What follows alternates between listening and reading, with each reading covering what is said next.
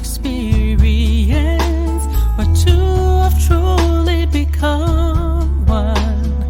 God is at the center of us, our purpose and vision in His love. We dedicate our today, tomorrow, and always to You, our King.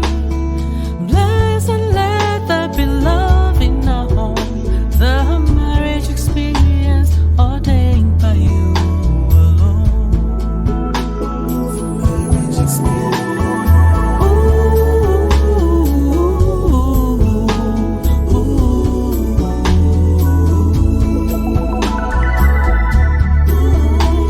The marriage experience ordained by You alone. Welcome to the Marriage Experience program with Ayokunle and Bosede Santos, where they explore what it means to cultivate a God-centric marriage, delivering realistic and biblical wisdom, pointers and insights from couples and individuals on the marriage journey. Join them today as they continue the conversation around before the marriage covenant. Enjoy. Welcome to episode 19 of the Marriage Experience program. Hello, you're welcome. And this is a very different situation we have this week. We're speaking to you from different continent. Bosede is over in Canada visiting with our lovely granddaughter, her parents, and our second son. And both our sons live in Canada. I believe we've shared that before with you. Yes, our granddaughter, she is the most adorable baby in the world. Yes, I she can't is, get isn't enough she? of her. I Her really can't smile get is just enough of something her. else, isn't it? Yeah, last week we started the conversation around money matters, where we touched on the fact that couples must always clarify their private and joint understanding of their disposition towards money. We looked at, or we referred to the book God and Money, which was initially started as a research by two friends who met at Harvard. That's John Cortines and Gregory Bomer. They met, and they were going into this research, which eventually became the book, and they classified three money mindsets as the spender, the saver, the servant, that we decided to call the steward. Yes. Now, by no means did we exhaust that topic. We just touched on the tip of the iceberg, as they say. So may we reiterate here that it's a topic not to be neglected or treated with levity. Statistics by divorce lawyers have it that the cause of divorces in 20 to 40% of the cases happens to be as a result of money. So put a solid plan in place regarding your financial undertakings. So this week we'll be looking at yet another topic on statistics that in divorces has been regarded as the number one cause, which is communication breakdown, but we've called it fair fights. And courts often put it as irreconcilable differences. That's why they're putting the marriage away. But this, as far as we've seen, is the result of ineffective and toxic conflict resolution strategies, or in everyday term, bad fighting. From the get-go, we encourage that you both lay some ground rules regarding how you'd handle conflicts in your marriage. Getting angry is not the problem. We say we will get angry at each other over stuff, but and it is not a sin. If Jesus got angry, but his was a righteous anger where he cleaned out the temple. The Bible did say he got angry, but what we make of that emotional outburst is what really matters. One of the best analogies of how to handle temptation is what late Kenneth Hagin said. He said, you can't stop a bird from flying over your head, but you can stop it from building a nest in your hair. That Yeah, and I analogy quite like each that. time. I quite like that, because Yeah, what, yeah. what he says there is that there's certain things in life you cannot change, Mm. but what you then have to do is ensure that it manage how it affects you in your life. Yeah. Yes, our responses, to these triggers is what really matters. Ephesians 4, in verses 26 to 27, we really like the way the J.B. Phillips New Testament version of the Bible put it. It says, "If you are angry, be sure that it is not out of wounded pride or bad temper." This is what we're talking about. Hmm. "And never go to bed angry. Don't give the devil that sort of foothold." I like the way you put it, as that sort of foothold. I mean, Satan is not worth, you giving that kind of a foothold in your marriage or even in your Mhm. life. And Mhm. says that there is a saying that don't let your disagreements fester, and know how to handle them rightly. That's what Paul, in effect, is trying to say. Now that asks the question, how do I actually do this? It's easy to say, oh, don't let disagreements fester, or know what to do, know the right thing to do. But how exactly do we do this? How do we achieve this? Now, we're all wired differently with our individual personalities. Now, to get a better understanding of that, let's get a little scholarly here. Let's get a little bookwise here and have a brief look at personality types.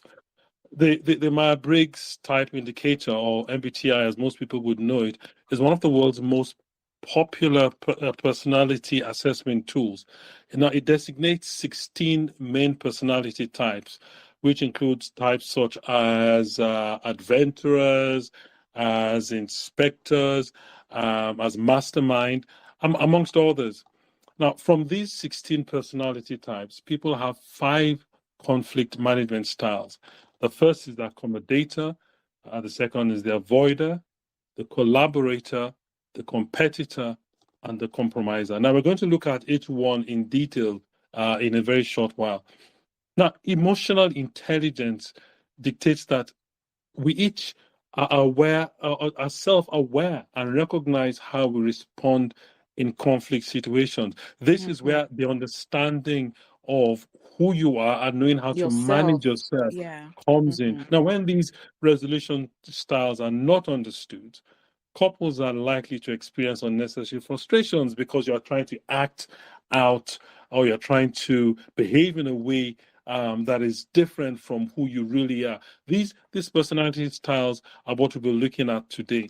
Or Now, even perhaps not you understanding, um who your spouse is, or how your spouse very true, comes across, very true. during these challenges, if I Yes, may. so a better understanding Mm, of these personality types, knowing who mm, you are and knowing who your spouse is, it gives you a much better idea of how to manage things. Now, perhaps you may not be fully aware of how you act in a fight or disagreement. It's crucial to allow yourself to understand this native trait so you can mhm. handle yourself well in disagreement. You need to find a sweet spot in handling conflict so you don't always blow things out of proportion. Now, we're all guilty of that, where we, at that moment of anger or of being upset, we may say things that we eventually regret later on. So it's always good to know who you are and who you're dealing with, so you know how to manage these situations. Now let's look at each one of these personality types in detail. So accommodators, that's the first um, uh, style or trait that Personality we're going type, to be yes. looking at. Yeah. So just as the name suggests, these kind of people tend to be less assertive, and they're very agreeable. They just accommodate anything or everybody. They prefer to avoid conflicts, and they want to be liked by everyone. And if care is not taken, this kind of an attitude can lead to some undesirable consequences. They may be viewed as not standing their grounds, or and they can actually be taken advantage of, and they are always left feeling unsatisfied because they've not really had their say in the conflict. They just kept quiet, and just allowed the other person to just say everything, and just sort of wash over them, Take so to control speak. of them, and just like what Yeah. people refer to as doormats. Yes. Doormats, yes. So Mm. spouses of this kind of people should try to take a little extra time with them, and just consider what started the fight in the first place, and then try to be very objective, and where possible, talk with a neutral person, a third party, like a counselor, to help better understand one another. Yeah, Even if, and sorry to interject here. go I ahead. quite Yeah. like that, Hmm. because you refer to a neutral person. We should also Hmm. say a neutral and trusted person, Hmm. because Hmm. you're sharing, especially with situations like this, you're sharing personal issues. So you need an atmosphere of trust and Yeah. respect. So the Yeah. person must be someone who is not going to take sides, per se, Mhm. but someone That's who's why I said neutral. a counselor. Exactly. Exactly. Yeah. Yeah, please go Yeah. ahead. So even if you're not an accommodator, you can adopt this style, especially when you're trying to protect a relationship that's important. And I would imagine that our marriages are very important. And, once in a while, it's worth, being an The accommodating marriage person. experience. You're listening to the all Marriage day Experience by you. program with Ayokunle and Bosade Santos. Next, we're looking at the avoider, and these ones, they're neither aggressive nor agreeable. They will just rather give up their own intentions just to avoid a fight. This kind of people, they see the disturbance as outweighing the benefits of winning, and they just want to maintain the relationship at all cost. Mm. And they would rather not get into resolving conflict if they could. And spouses of this kind of people should learn to take on the role of a competitor using the I language. This is to help them come out and say something, and just face up to the situation at hand. And they also should be conscious of the tone of voice that they Mm. use. Don't blame them, and know when to walk away. This is somebody who doesn't want to confront a Doesn't like crisis, or conflict. confront Yeah. or a conflict, avoid conflict at all costs. So even if you're not an avoider, you can still adopt this attitude when you have no chance of winning. There's a time to walk away, and Mm. especially if the matter is petty and it's going to cost your relationship too much. Next, you have collaborators. Now, collaborators are a goal and relationship-oriented set of people. They effectively negotiate both sides of the conflict. That is, they acknowledge their own faults and also put themselves in the other person's shoes. So these are people who, though are goal-getters, but they also ensure that that relationship, which is vital, is maintained. Now, they are creative in the way they handle disputes. Spouses should use this approach to maintain a high level of trust in their relationships. And when the conflict itself is a problem, now this approach takes time and effort to cultivate. You can imagine anything that involves human factors is what I Diplomacy. should say. Diplomacy takes time, and requires a high level of creativity, which could kill change. So the amount of level of creativity that's required here is not something that they learn from books or go to school for. with them, to a very high degree, it's an innate skill that they have. But when it's demonstrated well, both spouses resolve their differences happily. Now we have next the competitors. Now the competitors tend to be highly assertive and difficult to manage. They put their personal agenda over relationships. They're goal-getters who are commanding and intimidating and just need to win the argument, just need to win in every situation. Now, people like this make speedy decisions. They are firm when an unpopular decision needs to be made, or when making crucial changes. Why? Because they they they're more of leaders rather than managers. People who take a decision and go off on their own. Now, this could put a strain on relationships, making the spouse hide from voicing the important concerns that they may have, and it can easily breed hostility and resentment. Why? Because when you're dealing with someone who is a competitor, many times people who are in the team would rather give up their vote rather than get involved in some kind of argument You or really don't conflict. want to, have a face off with a competitor because you're not going to win.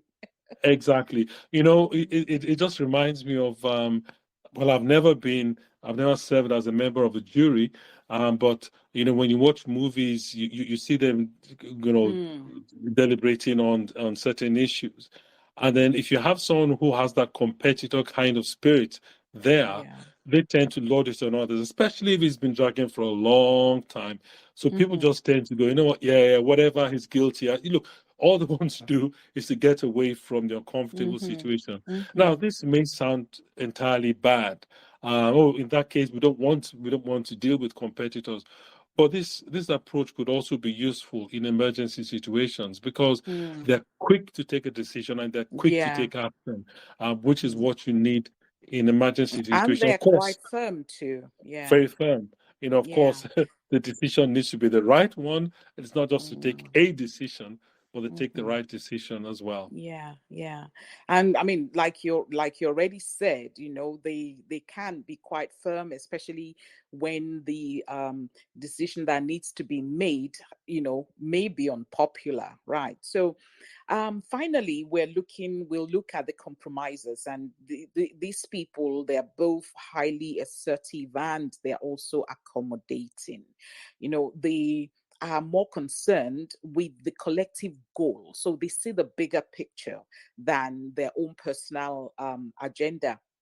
The people with this kind of a personality, they help to root out strife. They nourish relationships. They just want to see their spouse thrive. So they would put down what they feel is their right, so that this relationship can just move forward.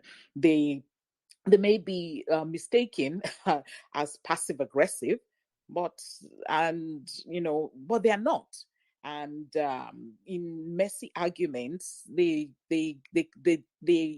won't thrive well with a competitor.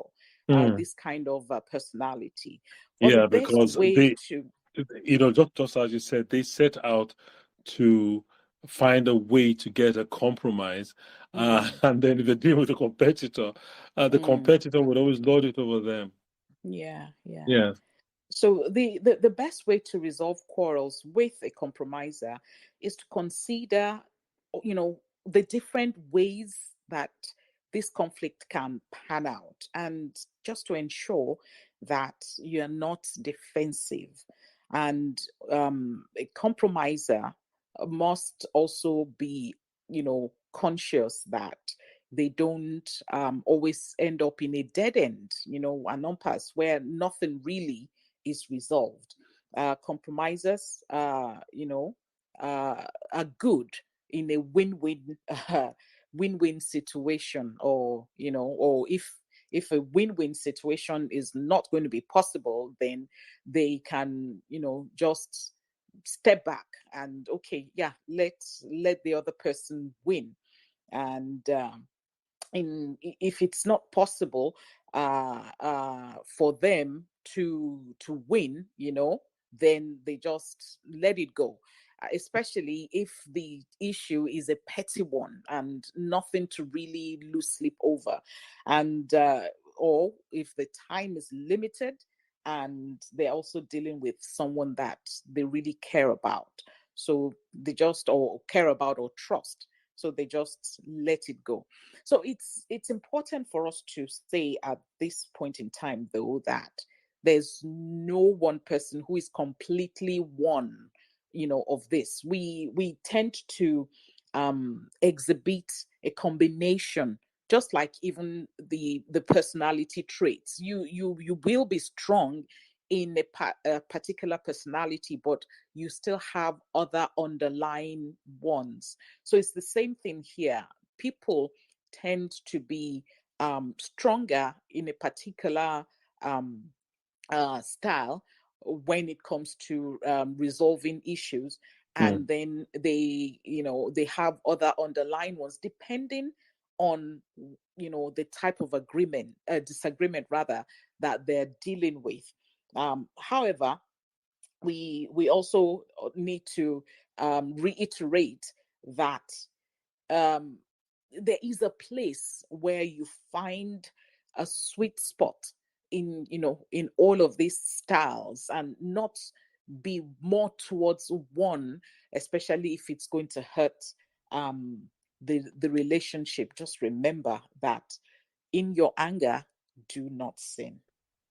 Now, one of the things we must point out here is this thing about being practical with this scholarly information that we've just gone through.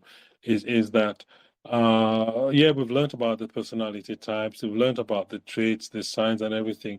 But the most important thing is to know how to recognize these types and to know how to manage them, to know how to Absolutely. recognize them and to manage them. So we have gone through a number of points of each one.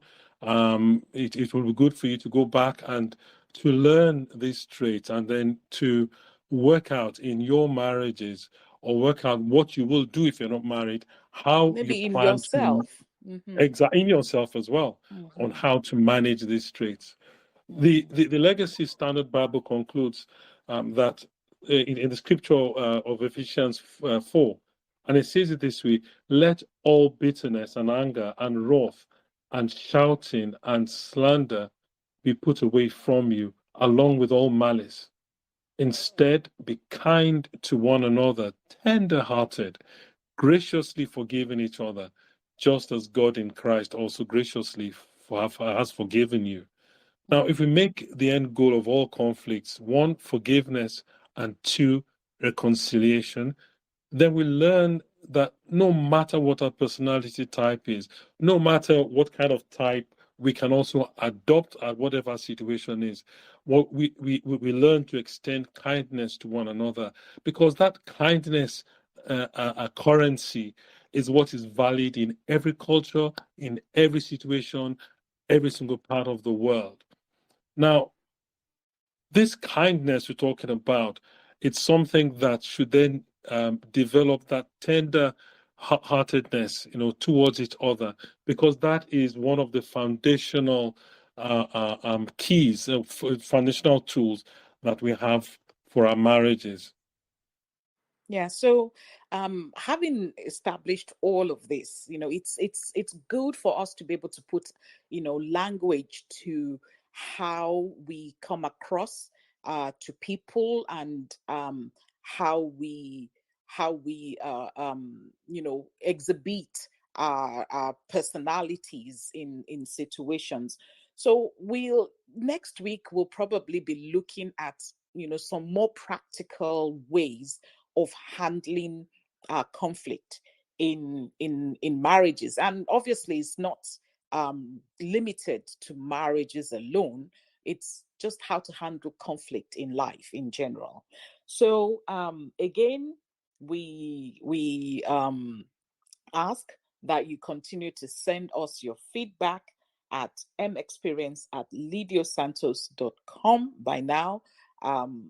We're sure you know it, but for those who are listening for the very first time, it is MX, that's Mike X-ray, then PERIENC at Lidio Santos, that's Lima Yankee Delta, India Oscar, Alpha November Tango Oscar Sierra.com. That's lidiosantos.com. We're on YouTube. Our handle is at marriage, then X, PERIENCE. We're also on Apple Podcast, on Spotify, Amazon Music, and everywhere else that you listen to your podcasts. Bye for now. You have a wonderful week. Bye-bye. Join Ayokunle and Bosade again next week on The Marriage Experience as they bring God's truth to help you build your marriage God's way. Till then, remember, marriage is God's idea, and it is a good The thing. Marriage Experience.